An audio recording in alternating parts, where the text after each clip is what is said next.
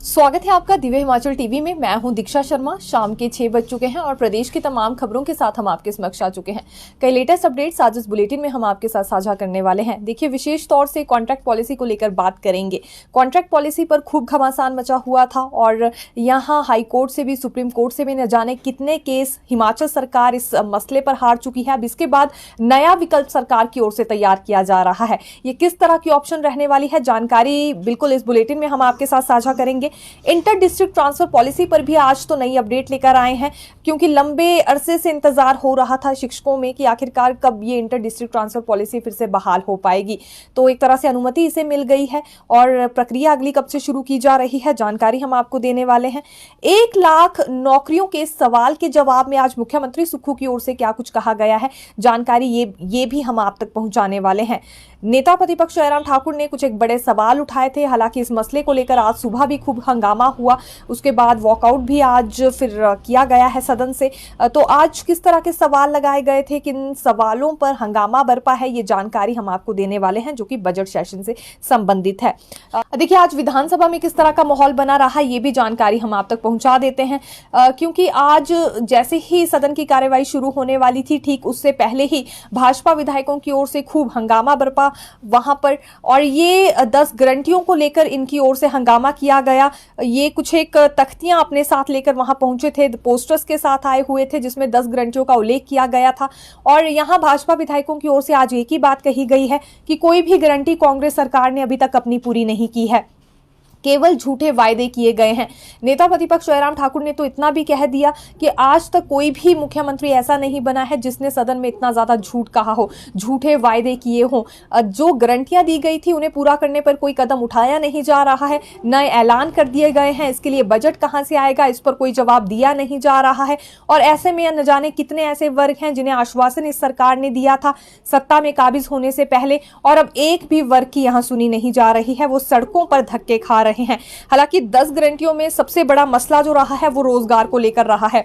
1 लाख नौकरियां 1 वर्ष में दी जाएंगी और सरकारी क्षेत्र में भी नौकरियां प्रदान होंगी। इस बात को लेकर भी नेता प्रतिपक्ष जयराम ठाकुर ने खूब मीडिया के समक्ष अपनी बयानबाजी की, और उसके बाद सदन में भी देखिए पॉइंट ऑफ ऑर्डर के तहत सबसे पहले यही मसला विपक्ष की ओर से उठाया गया।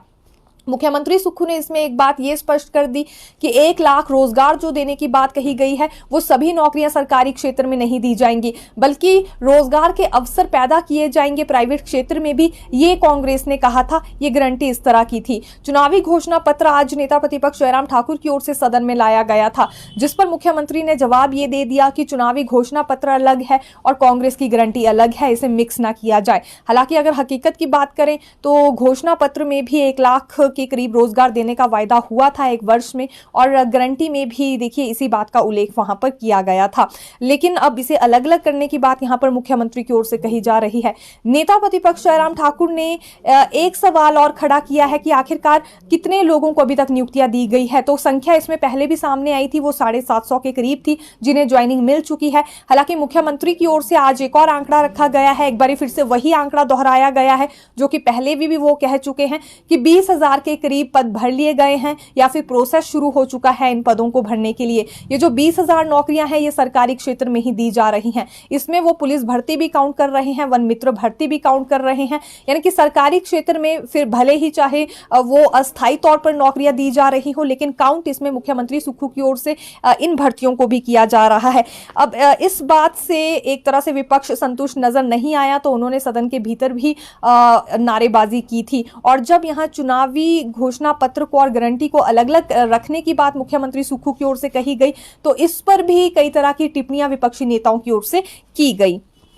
पेंडिंग रिजल्ट पर विक्रमादित्य सिंह की ओर से आज एक बड़ा बयान दिया गया है। साफ तौर पर उन्होंने सदन में ये कहा, चाहे बात पोस्ट कोड 817 से संबंधित हो या फिर बात शिक्षकों से संबंधित हो, ये सभी मसले जल्दी निपटा लिए जाएंगे, क्योंकि पिछले 4 वर्षों से ये मसले लंबित हैं और 4 सालों में से 3 साल तो भाजपा के थे जिन्होंने इन समस्याओं को निपटाने में कोई भी सहयोग नहीं दिया। लेकिन अब यहाँ जब कांग्रेस सत्ता में आई है तो इन सभी मसलों को जल्दी निपटा दिया जाएगा और ये जो भर्तियों वाले मसले हैं इन्हें खत्म किया जा सके, इसीलिए तो कैबिनेट सब कमेटी का गठन किया गया है मुख्यमंत्री की ओर से, और वो खुद यानी कि विक्रमादित्य खुद भी इस कैबिनेट सब कमेटी के सदस्य हैं। तो जल्दी इसकी पहली बैठक होगी और इस पूरे मामले को हल किया जाएगा।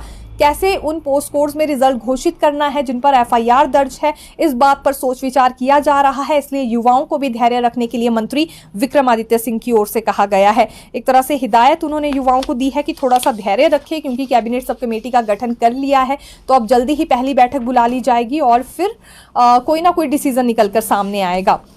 देखिए, कॉन्ट्रैक्ट पॉलिसी पर आज हम नई जानकारी आपके लिए लेकर आए हैं, क्योंकि ये बात हम पहले भी कई दफ़ा कह चुके हैं कि कॉन्ट्रैक्ट पॉलिसी पर हिमाचल हाई कोर्ट से या सुप्रीम कोर्ट से कई मामले राज्य सरकार हार चुकी है। लेकिन अब इस पॉलिसी के विकल्प के तौर पर नया रास्ता निकाला जा रहा है। सरकार की ओर से एक नई नीति तैयार की जा रही है ताकि सरकारी विभागों में कॉन्ट्रैक्ट पर ये भर्तियां की जा सके और उसमें ये सीनियरिटी का लाभ फिर कर्मचारी ना मांग सके। दरअसल अभी देखिए, हाई कोर्ट से या सुप्रीम कोर्ट से जो भी ऑर्डर सामने आए उसमें यही कहा गया है कि कॉन्ट्रैक्ट अवधि को भी सीनियरिटी के लिए काउंट किया जाए।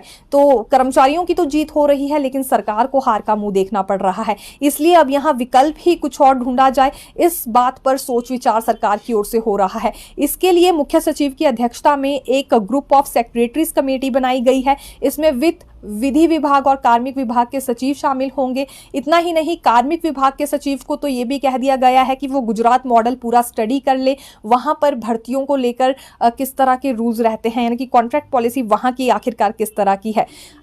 इससे पहले देखिए, क्योंकि राज्य सरकार आयुर्वेद से शीला देवी और सिविल सप्लाई से ताज मोहम्मद के मामले में सुप्रीम कोर्ट से तक यहाँ पर केस हार चुकी है और सभी केसेस में यही कहा गया है कि कॉन्ट्रैक्ट अवधि को जरूरी है सीनियरिटी में काउंट किया जाए। अब सरकार करना नहीं चाहती है तो लाजमी सी बात है कुछ और विकल्प इसमें ढूंढना पड़ेगा।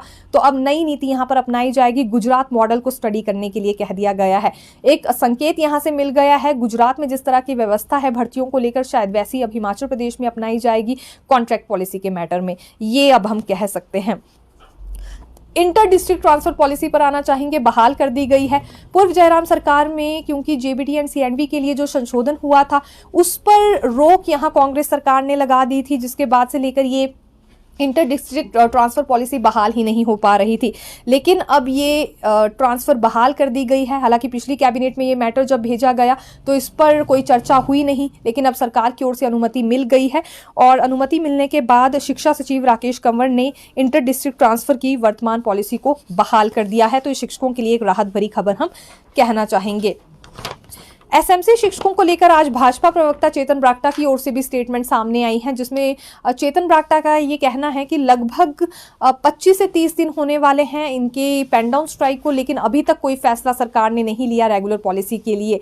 कैबिनेट सब कमेटी का गठन कर लिया गया है, जिसमें कि शिक्षा मंत्री रोहित ठाकुर अध्यक्ष हैं और वो बार बार कहते हैं कि कैबिनेट में मामला ले जाया जाएगा, लेकिन ये सिफारिशें अभी तक कैबिनेट में नहीं रखी गई हैं। तो कितना ज्यादा इंतजार एसएमसीज को करना होगा। ये वो शिक्षक है जो कि दुर्गम क्षेत्रों में अपनी सेवाएं दे रहे हैं। जल्दी ही अभी परीक्षाएं शुरू होने वाली है, ठीक उससे पहले इनका पेन डाउन स्ट्राइक पर जाना बच्चों की पढ़ाई सफर होगी, इस बात की ओर भी संकेत करता है।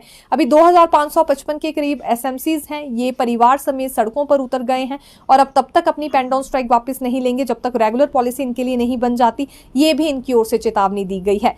तो फिलहाल के लिए यही जानकारी, फिर मिलेंगे नई खबर के साथ। देखते रहिए दिव्य हिमाचल टीवी। धन्यवाद।